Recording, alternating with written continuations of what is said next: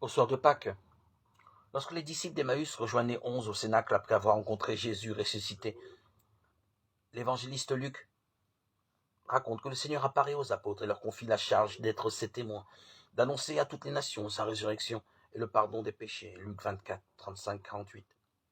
Dans les Actes des apôtres, Luc revient souvent sur le fait que les premiers disciples sont des témoins.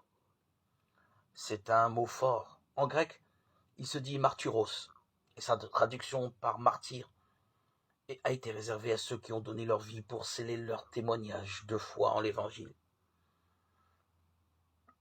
Pour que les disciples accomplissent cette mission, Jésus s'est manifesté à 2 d'entre eux. Il a ouvert leur esprit à l'intelligence des Écritures. Sur la route d'Emmaüs, les vieux textes de la première alliance deviennent une lumière pour découvrir les enjeux de la vie de Jésus de Nazareth. Ne faisons-nous pas le même chemin lors de nos pèlerinages? La parole nous conduit à l'action de grâce du ressuscité. Le premier à porter ce témoignage fut Pierre au matin de la Pentecôte.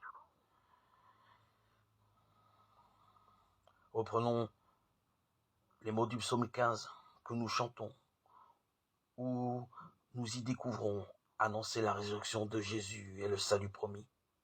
Avec les pèlerins d'Emmaüs, accueillons Jésus qui nous rejoint sur la route de nos vies. Laissons-nous instruire par lui, il nous explique l'Écriture, nous partage le pain. Comme à Emmaüs, découvrons en Jésus la parole de Dieu, que lui-même nous explique et reconnaissons le réciter sous les espèces du pain et du vin.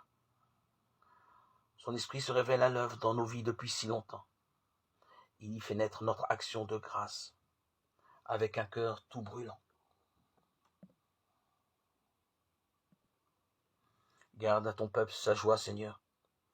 Toi qui refais ses forces et sa jeunesse, tu nous as rendu la dignité de fils de Dieu, affermi notre espérance dans la résurrection du Christ.